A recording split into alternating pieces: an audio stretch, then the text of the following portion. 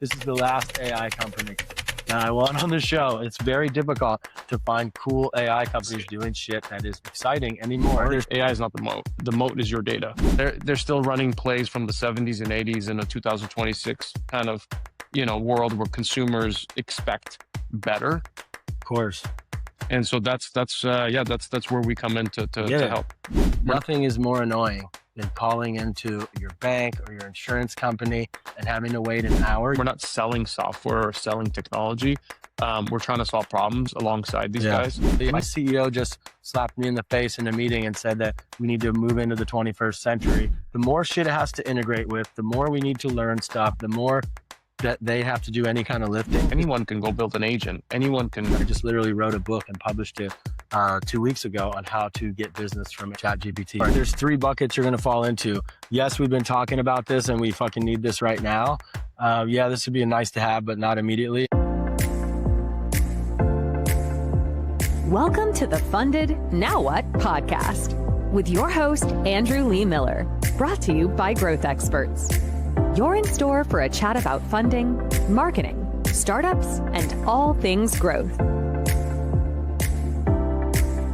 All right, everybody. Hello and welcome back to the Funded Now What podcast. I'm your host, Andrew Lee Miller, also known as Andrew Startups. And today you're in for a treat. If you're watching on video, might be my first ever also bald guy on the show. You did not expect that intro. Ardie, thank you so much for joining me. Ardie is the founder and CEO of Scala.ai. They've just raised $8.5 million to revamp and revolutionize call centers. And if you're just a regular listener to the show, that really is a big deal for you because nothing is more annoying than calling into your bank or your insurance company and having to wait an hour. You put it off. You don't cancel the old service because they purposely make it difficult. And Ardie's trying to change that. And so I'm really excited for this technology because I've dabbled in the space and I know that one thing it does is erase hold times. And that is a huge end goal for customers. But Ardie, thanks so much for being here. Tell us more about what you do. Yeah, Andrew, I appreciate the time. Appreciate the tee up. Yeah, the bald thing. I have 3 young kids, so they make fun of me all the time. So I'm glad to be joined by a fellow bald guy together. There we go. You teed it up really well. At Scala, that's exactly what we're trying to do. We're really trying to be that customer intelligence platform where we can reinvent and rethink how intelligence-driven operations and customer experience for the modern contact center works and should work, quite frankly. And that's the mission that we have. And we have some incredibly talented individuals that are working toward that goal, especially coming from my past life. Yeah. Tell me more about the product. So is it, obviously it's Scala.ai. What does AI do? Just listen to all the calls and then give intelligence to the decision makers on, hey, these are the things you guys need to work on. These are the problems that customers are having. It's just like ingesting tons of data and analytics. What is it? Yeah, we didn't want to be kind of a point solution, like a CX point solution. There's a lot of those that exist in the marketplace today that are optimizing for a slice at best, like driving some incremental value, whether it's like a conversational AI platform or, trying to do some core kind of operational capabilities for, call it quality management or whatever it may be. We wanted to take a step back and essentially build really this centralized unified intelligence engine. And the way it would work is essentially plugging into your ecosystem, into your supply chain, your data sets, your knowledge base, your system of record. And it's less about pointing something in some automation, some generic AI system at a really specific business event that's happening. Like it's going to be really hard to yield real results there. And so for us, the approach we take is we learn your business. You hit it on the nail. We really start to create a profile around what's going on in your business. We listen to different signals, hotspots, taking it from the really customer interactions layer in order for us to build what we call Pulse, Scala Pulse, which is our intelligence engine and our reasoning engine. We need to do 5 things really well. We need to connect into your data and in your tools and systems and embed ourselves in there. And then in some events, we displace other systems that exist within your stack. Saving the money. Saving the money. And then we need to not only connect into your data, but we need to integrate really well into your ecosystem. That also requires context. Like we need context We have deep domain expertise in healthcare, of course. It's a regulated industry, regulated space. So you have to understand the workflows that are associated to healthcare. You have to really understand the different handoffs and tasks and cases and what that really means and looks like to make a dent and really understand this full 360, whether it's a member, patient, or a end user journey, and across what systems that touches. And from there, we can start to build, platform that you're able to leverage, some of the capabilities that we have upstream. So building AI agents with purpose, pre-built templatized AI agents that are external facing and internal process automation, but it's pointed at and tailored to your business specifically. It's not Yeah, generic. because you know exactly what they need. We know exactly what metadata to look for, where there's opportunities, where there's areas that are ripe for automation, where there's areas that are ripe for handoff and clear intent and signals to actually drive real outcomes or revenue or whatever your goal or objective might be that we can tune up for. Interesting. And so that's just the beginning of it. So think of it as like a templatized agent marketplace that we create that's industry specific.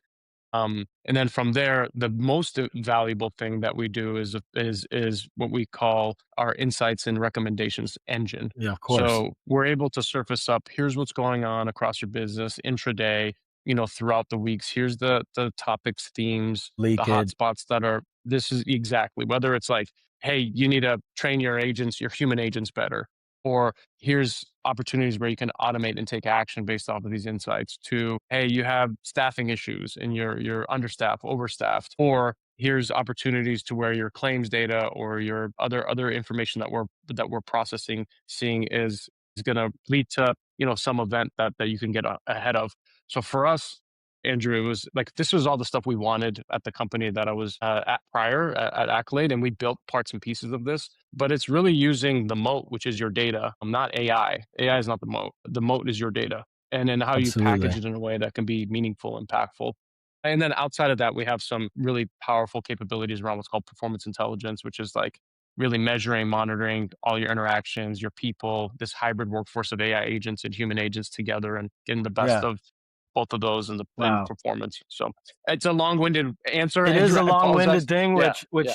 lets me know that it's It's a very complicated. difficult sales cycle, Yes, first of all, which sure. we can get into piecing together and how to fix that, I think. But my first thought is that, the predecessor to this would be like a $5 million account with McKinsey. You're paying them to come in and analyze everything and put together a 6-month report after studying everything. And you guys probably do it in 2 months or 1 month or weeks instead with AI.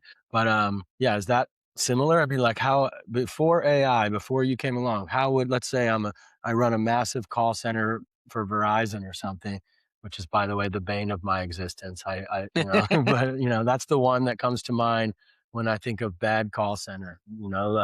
It always routes you to a hung up phone call, no matter what. You just never get to a person. And I have a business account that's like 20 years old. So you would think you used to get really good care, but not anymore. Anyway, so let's say I'm running this massive call center, hundreds of human agents, have no idea, millions of calls a month. Before Scala existed, I would pay a management consulting company to come in and do that. You'd not only pay a management consulting company to kind of give you some type of plan or blueprint, Yeah. they would then have their preferred vendors that are legacy vendors, Yeah. like CCaaS, UCaaS systems. Then they would say, here's systems integrators that you need to have that need to integrate that solution that we just maybe made a recommendation to. And, those systems, like if you look at the competitive landscape for a second and you zoom out, there's legacy, let's just say CCaaS, UCaaS players, without naming their names, that have been around for decades. Yeah. And, they're really like a telephony switch or a chat switch platform. And their concept of AI is like bolting on AI. They're not an AI native company. And so they just, they're trying their best to innovate and they're trying their best, but they look to partnerships with folks like us, or a lot of times, Andrew, and this, they make acquisitions and to try to pull that into their product suite. So that's one spectrum. On the other side, there are some AI native solutions that have come out over the past couple of years. But again, they're only kind of solving for the front door of the business without context of actually what's going on throughout the entire operation. And so in your example, intelligence would be great, because you would say, well, I know that Andrew is a VIP and has been with Verizon for 20 years and has a business account. And so I should be building some type of call it customer attribute service that understands Andrew, the personalized kind of approach we take with Andrew. We don't put them in a generic kind of routing queue and put them into this kind of loop that's this terrible experience. Each individual should be essentially serviced in a tailored way Custom. and in a custom way. Before 10, 15, 20 years ago, even 5 years ago, that's kind of a pipe dream. In today's day and age, with the technology that exists, if you're leveraging it properly on top of that business DNA, those things are actually very doable. And so, but it starts with understanding data context and the entire operation end to end. And I'll tell you, like, whether it's Verizon or some of these bigger companies that have these giant call centers, contact centers, they're struggling, man. Like it's a giant cost center on the P&L. They are firefighting. They have agent attrition and burnout. They have onboarding issues. They have customer experience, CSAT score issues. And what's the way we think about contact centers or cost centers in this new age is it's a value creation center. It's actually a way that where you can drive revenue and growth and actually Upsell. Yeah. optimize and upsell versus like trying to move, things out of that ecosystem. So, but again, you have to have the right technology partner and think about it the right way in order to get and package all that and be able to leverage that upstream.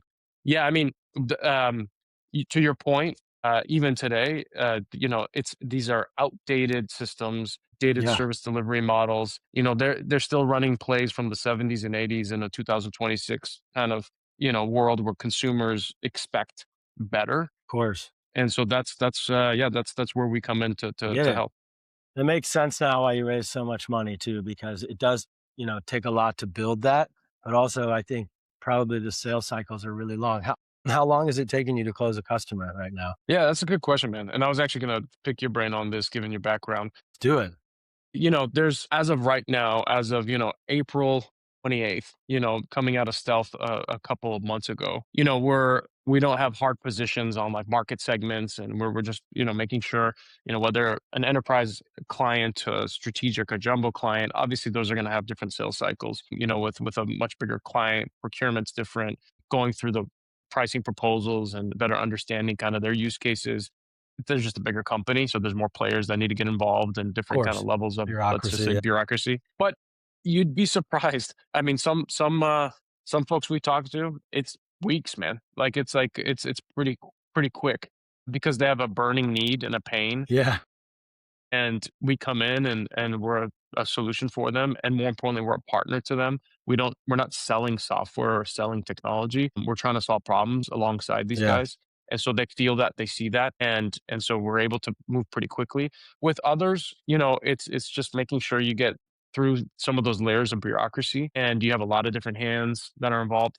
The tricky part with us, Andrew, and I'll be curious, more of a question back to you, given your experience and background, is at the end of the day, this is a matrix sale and a matrix decision making kind of breakout where, the pain point is felt by heads of operations, like people that are operators that are keeping the lights on, the unsung heroes. They sit down and they say, I need this. Like, this makes a ton of sense. This seamless UI backed by this robust platform is exactly what I need. And then you have, the product team that has a perspective and opinion. How does this fit with my roadmap? Is this accelerating things on my roadmap? Yeah. What does this mean with some of the kind of experiences that I'm trying to drive digitally or reinvent, internally? And then on the engineering side, if you're a CTO or CIO, you're looking at this and saying like, well, I need to consolidate my vendor ecosystem. At the end of the day, most of the time, Andrew, it's their budget. I would say it's the tech team's budget that buys this solution and makes the final sign off in partnership with operations, the CPO. And then obviously a CFO gets involved and says, hey, show me the That's a ROI. lot. What are the ROI assumptions on something like this? And how do we bake that into contracting and some of those types of things? So sometimes it's quick and it moves pretty fast, but oftentimes, you have to make sure that you're articulating your value properly to where you would love to say like, all right, between myself and our head of, the question for you is if you break down segments without defining exactly what they are, let's say mid-market or enterprise, and then strategic, more into your jumbo kind of clients, what's been your experience in terms of just how you're thinking about servicing and selling to each of those segments, and what typically, because they all have their own issues too, man. Like a mid-market customer has price sensitivity. and might not have an appetite for high risk.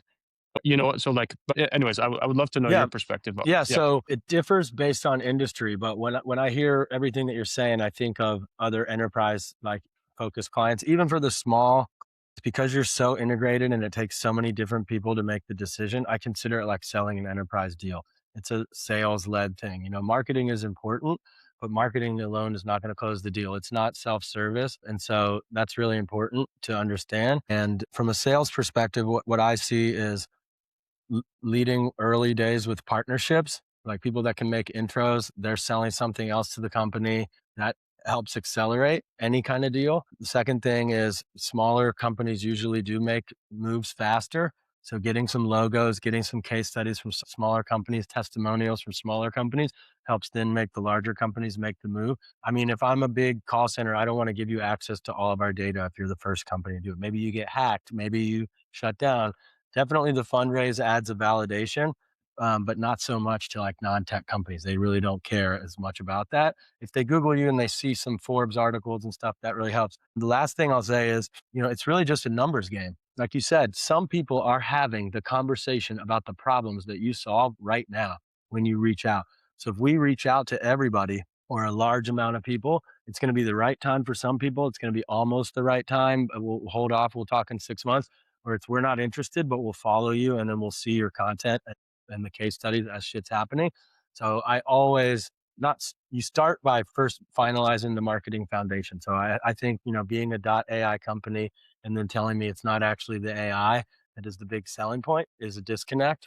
So I would rebrand a little bit there probably, but so finalizing marketing foundation, then it's absolutely PR and outreach at a massive scale to find both inbound and outbound, the people that are like, oh yeah, those results sound amazing. I'll meet with that. I'll meet with you guys. Some like the most amazing thing is, yeah, I just talked with our CEO about this yesterday. We really need to get a solution. Let's talk from the outbound. And then on the inbound side, you know, whether you're doing SEO, GEO, paid advertising, spending money on LinkedIn to show your case studies to people, you know, Google search ads if people are searching for, you know, intelligence platform for call centers, which you'd be surprised. There is some people searching for that right now. You want to be there when they're searching for it. That's the fastest sales cycle. 100%. Inbound, people searching for what you're doing. And then also if you have competitors that are, even if they're legacy companies, like all the UCAS, CCAS bullshit that you're talking about that's 30 years old, immediately going to Google search and spending whatever it costs to show up which it won't cost. There's no competition for that. $4, $5 a click. You'll just be there and you'll get about 30-40% of those clicks to you. Like imagine the ad, like stop using legacy systems that aren't AI native, you know, take your company into the future with Scala.ai. They're like, holy shit, I have to check that. Right. Right. So those tend to be the shortest sales cycle because they've already had the conversation internally. But the outreach without like a partner making an intro, without a reseller making an intro, that's the longest sales cycle. So you want to have a balance of all of that going at the same time so that there are deals moving forwards. Then as the team gets smarter, you figure out what's the wedge. Because you talked for like 5 minutes to introduce the company. But if I was an ICP, there's only one time in that entire conversation where my eyes light up. That's the thing.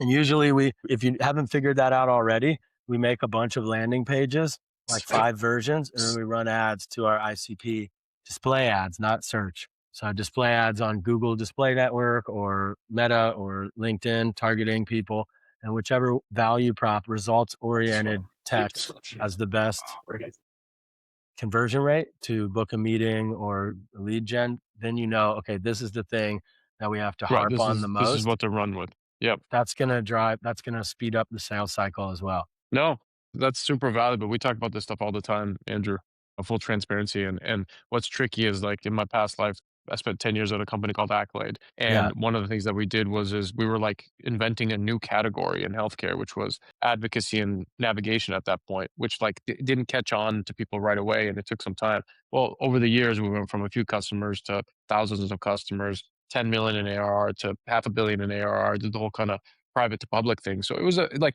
takes a second to really, stay firm with what you're trying to do and solve for, but you have to educate some folks along the way of like, hey, this is why this is a new category. I think here with Scala, this concept of intelligence as a service is a new category. Yeah. People are slinging generative AI and agents and agentic systems. And to be honest with you, I think those are just commodities. Like anyone can go build an agent, anyone can do things, and so for us, like we're trying to say, hey, no, you're actually sitting on top of your gold, which is your data. And you need a partner that can actually make sense of it and drive better decisions, high fidelity decisions, and move the needle for your business.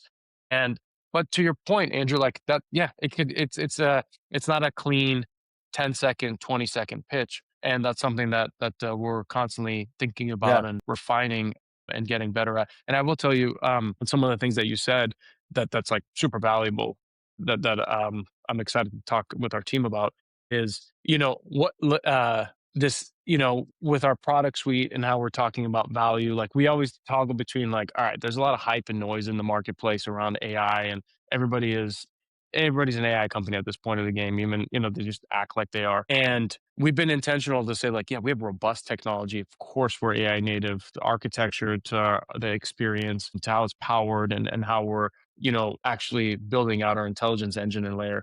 And I took a bit of initially a different approach to say, like, I don't want to sound like everybody else. I actually want to talk about how this is a love story to CX operators and speak their language. And I've gotten feedback on what you said, it's like super fair, and I think it's correct. Which is like, hey, Ardie, like you are an AI company though. Like talk like an AI company and speak to the power of what you guys are doing. And it took you a second to get there. And Yeah. so that's super fair. Like Yeah. I appreciate all this. It's a weird balance because the industry is also changing a lot. I have a client, like I mentioned before we started recording, that's in the call center space as well. And the tech just keeps evolving so much that we went from being not mentioning AI at all and being more industry specific and SEO focused content on the website. Because again, if you do SEO and GEO, generative engine optimization from the beginning, after that outbound reaches its critical mass and we've already touched everyone, then the inbound starts to work. And it's the greatest feeling in the world when you wake up Yeah. and someone came from Google or AI and booked a meeting with you and they're ready to move forwards like within 30 days, like you said. It I'm is the laughing greatest, because we've had some of these start to it's come the through. greatest feeling in It's an business. amazing feeling because I you're actually, kind of going out and searching for, hey, do you have a pain point? Do you have a pain point? Do you have a pain yeah, point? And you're doing this like kind of like, slog. and blog. And in some cases, to your point, you have these warm intros where there's an Yeah. opportunity there, where there's, call it some type of targeted outbound outreach. But when inbound, you start to see things funneling through, and not only is there intent and signals that they're interested, they're evaluating, they want to buy, they like your solution suite, and they're chasing you. There's that, to your point, it's a great feeling. Yeah, and we're in this weird gray area time right now where if people find you from AI, they outsource their decision making, especially the type of companies that you're selling. I had a client get they're like 700K a year intelligence platform for the telecom space, and the CEO was totally against doing aggressive outbound, and he just wanted to do content, which I also agree with. But I want to work with you for the long term because you need to know that takes a lot of time to really bear fruit. Well, like 2 years into doing content, he got a couple inbound leads from customers that never ever responded to any outbound that the sales team was trying to do. They did research for vendors on their own, and the person who brought it to the C level just went, "Hey, Chat GPT, who should I be working with?" And then whoever came up, Sure, sure, he's like, "I just sure. did a week's worth of vendor research, boss," and showed it to them, and they Right. just absolutely outsourced their decision making. So that's really valuable. Going back though, rather than worrying, should I do it this way? Should I do it that way? Do both, run ads to it, spend a couple grand in a week on each segment. And then you go, okay, this converts way more right now. Revisit every quarter or when the fun stops and you go back to it. You can also leave them both live. The only difficult part is what does the homepage say? And a lot of businesses don't use their homepage for outreach. They use their a sub page for outreach that speaks exactly to, like, when you're reaches out to operators.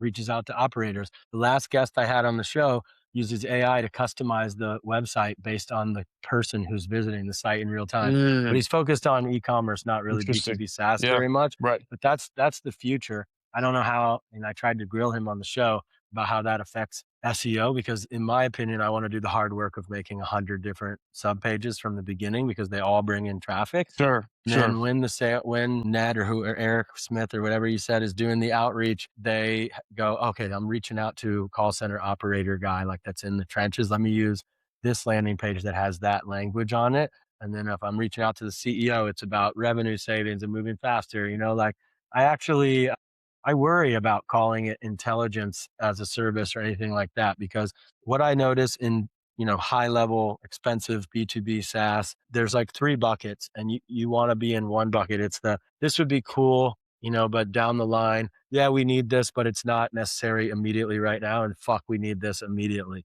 You want to be in the fuck, we need this immediately. And I think, you should be, but in the word intelligence, and especially when you're like, you already have all this data, they're like, okay, well, we have it, we can use it later.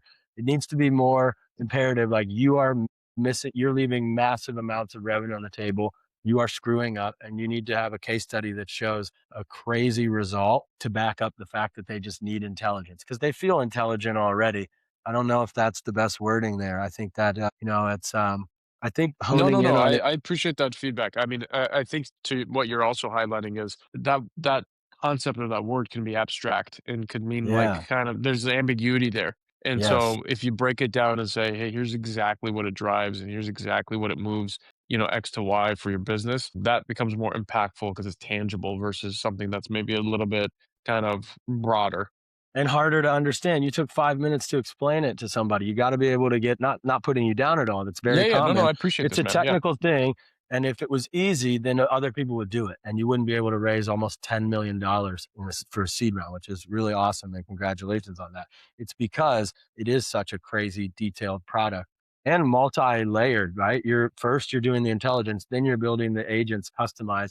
That's a whole different service. And I think that I don't even know how to market that off the top of my head. Like I think that I hone in on no, you know what I mean? Like, because it's a completely unique thing. First, we analyze all of your data in a way that was never possible in less than a year without a huge management consulting thing. Then we give you a report on all the things you need to do to X your business in the next 12 months. And then we build agents to do it so you don't even have to scale your team. Something like that makes it 30 seconds. Right. Instead of the 5 minutes that you said. And that's my limited understanding. But they're like, oh, shit, yeah, that seems like, fuck, I need that right now. As opposed to oh yeah, that seems, because the more shit it has to integrate with, the more we need to learn stuff, the more that they have to do any kind of lifting, the longer the sales cycle, and the more their eyes glaze over and but if all you have to do is we just work with your team, we get integrated, we analyze all your data. We give you a report, take it or leave it. That's phase one. You pay this for. Phase two, you pay another thing for, and we build out all the agents to go and get this, and result. So you don't actually, instead of going to an out of the box agent builder and using, some other company that they're recycling an agent that they built custom from another company, and it's maybe going to have a small marginal effect for you. We're going to custom build agents based on exactly what you need, as if it was your own team building it, because we know everything about your company. And I think that is absolutely the future. I mean, the education is getting there, at least in Silicon Valley, where we understand the value of investing in building custom agents. But with the access to everything, even more than they know themselves, you can build like 10x more powerful shit and not waste any time on building the wrong thing too. So I think I love is it, what Andrew. We need you a part of the team, brother. I love it. I'm too You're expensive. giving me a lot of great You do, knowledge. but yeah, well, I was joking that I'm too expensive. You have enough money. Most people don't. No, I love, I told Irfana that does the outreach for my podcast, I'm like, this is the last AI company that I want on the show. It's very difficult to find cool AI companies doing shit that is exciting anymore. And you guys are in a unique space because it is B2B, but it's actually B2B. And that makes the end customer's life so much better. Like we all deal with call centers. It is, I have Xfinity internet at my house and it sucks. And I don't want to cancel it because I don't want to be on the phone. Every time I call them, they try and upsell me and do horrible things. And so that's part of that as a sales tactic too for them. Like they maintain a longer, but, and they're used to having like bad reviews and stuff online. But yeah, I think you guys can fix that. And so that's what's really interesting to me is If companies use you, they get smarter, they make more money, they cut down their waste, they modernize their business, and they revolutionize their customer experience. So it's a fucking win-win all across the board. Yes, It's just the hard part is getting them to recognize that they need this right now. I think 100%. I think again, what you're up against is there's bigger problems that I need to solve right now. So you have to market in a way that explains that this is the biggest problem that you have. The second thing is, can we build this internally? And should we talk to other companies? So you like the other, or, I didn't even ask you. I don't even know if I want to know the answer, but what's the price point for this? Does it cost 500K to work with you? No, no, no, no. The pricing is there's a platform fee and then a consumption fee and a utilization fee. So it's very much tethered on how big is your shop, your interaction volume, and then from a utilization standpoint, what are we talking about in terms of agent deployments? So Okay. it's very much outcomes based and Yeah, that's good. tethered to what we're doing that's adding value. That's why I'm not just throwing out a number to you. That also slows down the sales cycle. I recognize many times a lack of confidence in pricing. Not that you have that, but it's just as difficult as I'm shaking the whole table while I'm saying this.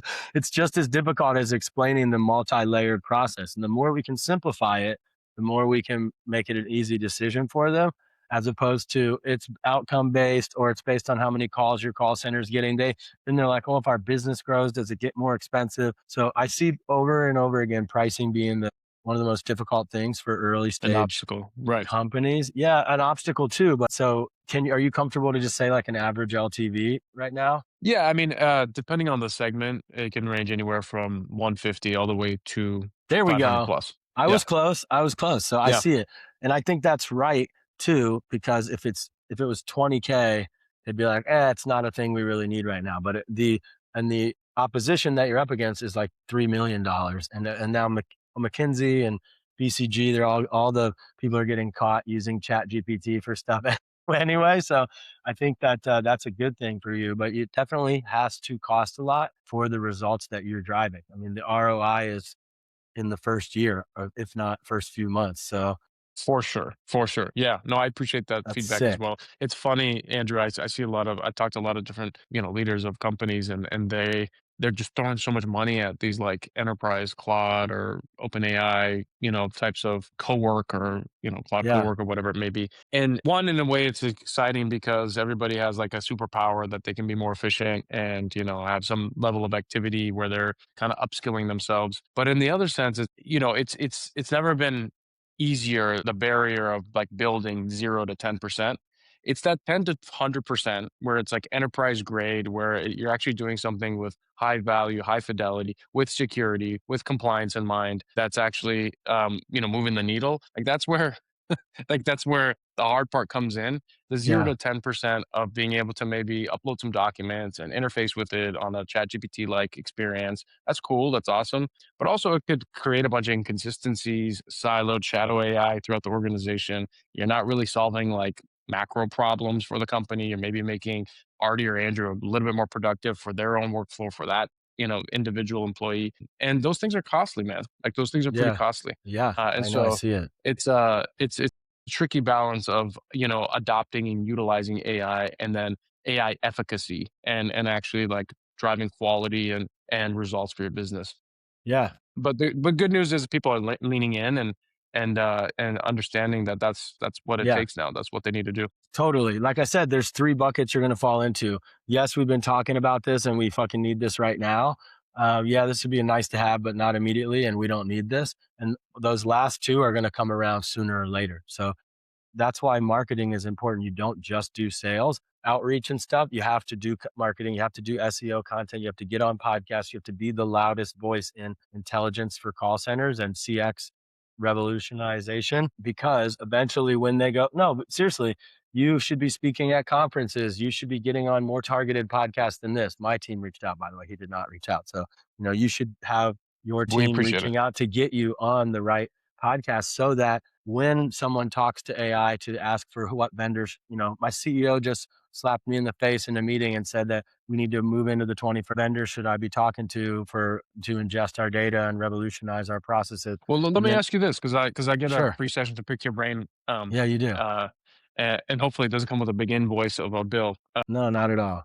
Um, one thing that I'd love to get your take on is, there's some companies that are very well funded that are raising to the tune of 500 plus to $1 billion of capital over, a pretty short time frame. This things that we've never seen, that I would say are tangentially or kind of in the, let's just call it, competitive landscape. And for our team, we're very proud of the cash position we have and the runway we have to go and execute. But also, you have to be really precise and specific around how you spend your dollars. And we are big fans of experimenting. To your point, like marketing automation tools, setting up a foundation. And so, where would you start? Like, if you're like, hey, I'm going to get outspent by some of these guys, that's all good. Like, I don't have those resources, but I still want to be, to your point, fresh Yeah. and active and run experiments. What Absolutely. would be some of the things that you would go and do? This is the part I was waiting for the whole time. This is where we get the social media golden clips from me, dude. So first thing, like I said, is finalizing the marketing foundation of the company. So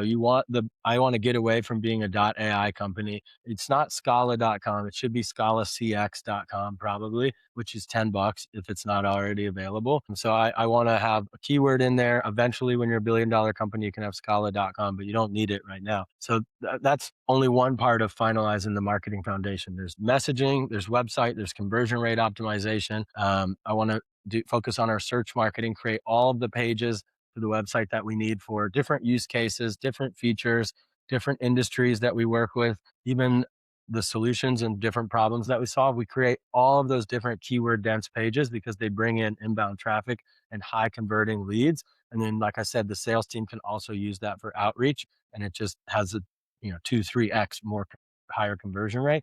You can run ads and you can test it, but even if they're all just shots in the dark, you just leave the pages up, they get indexed by Google, and it helps the overall keyword density of the website be really understood by these AI tools. Oh, this company does this, these are the features, and that's how you get more recommendations. So that's step number one.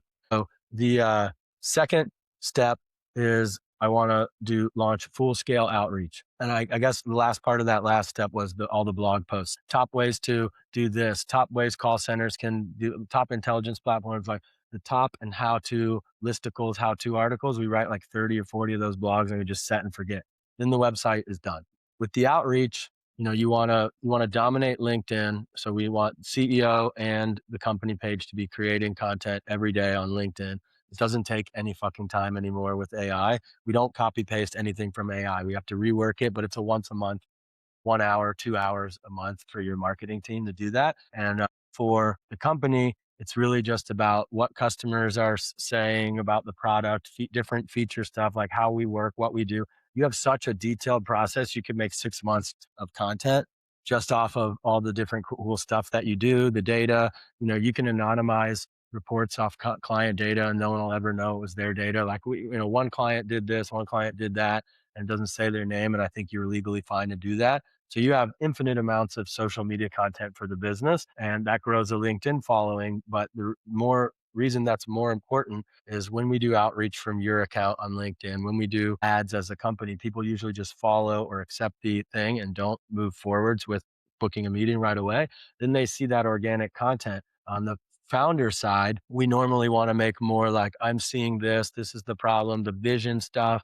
Why are these companies still stuck in the Stone Ages? McKinsey used to charge 5 million for this, like the real visionary stuff. And it's not really a major call to action to follow you or anything. It's just like, I'm just ranting about what I'm seeing in the market.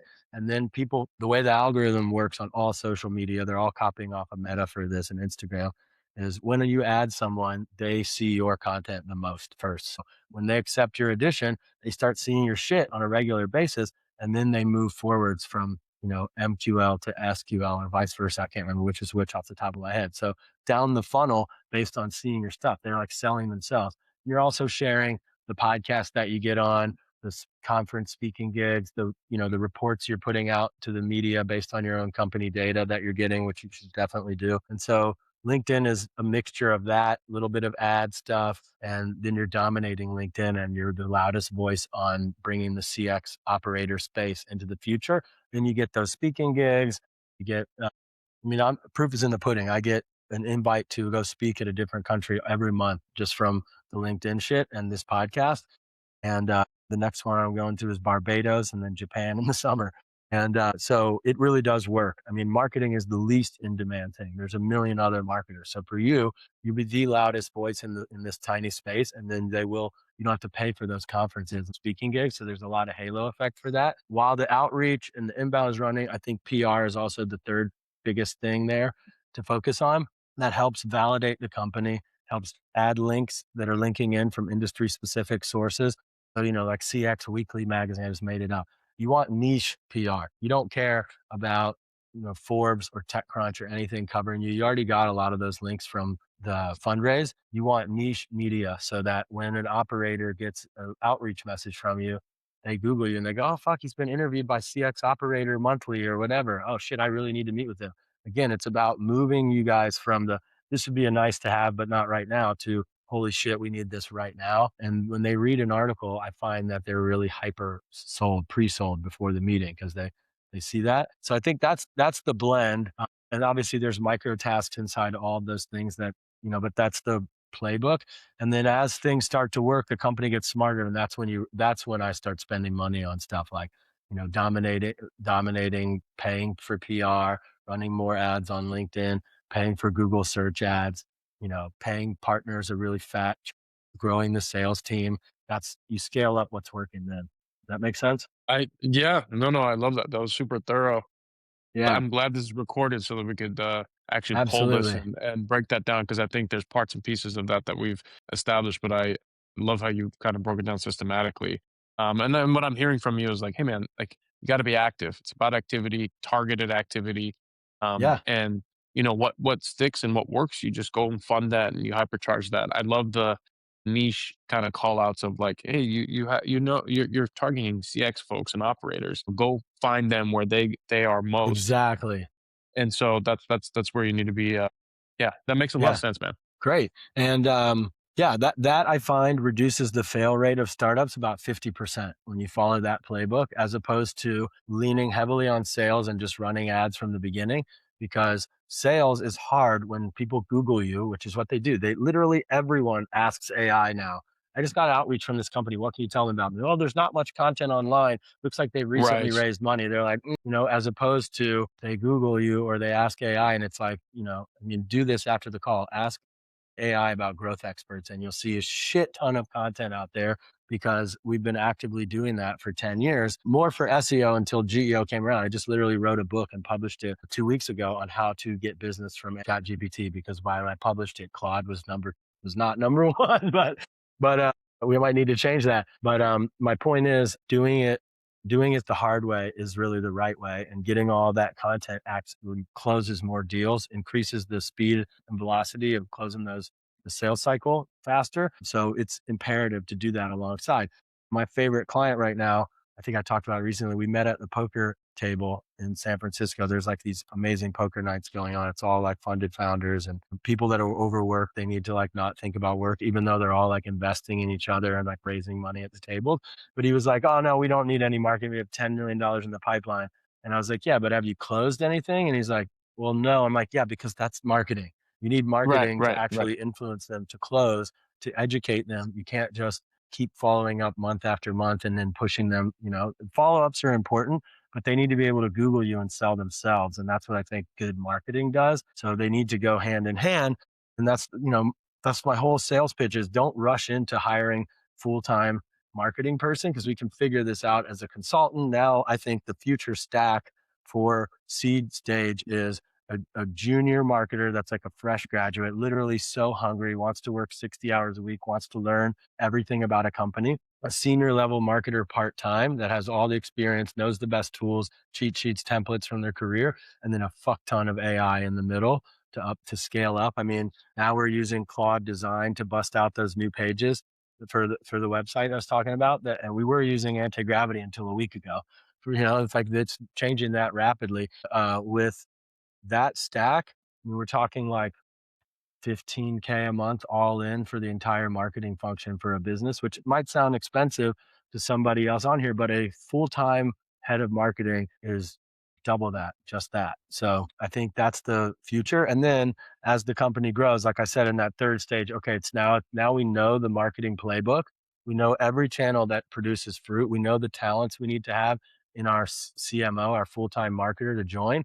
And then you can actually find the right person and the right culture fit. Yeah. So that's why I exist, and it's really fun. And yeah, thanks for coming on, dude. I'm glad I got to rant there a little bit because I was like, oh shit, am I going to create value for this guy on this call? No, you created a lot of value. That's You're awesome. wealth of knowledge, my friend, and I learned a lot. So I appreciate the time. Awesome. Thank you so much, Ardie. And just for everybody that was listening, if you know somebody that is running a call center and they're stuck in the Stone Ages, it's Scala.ai. And when you reach out to Scala, tell them I sent you so that Ardie has to give me a commission.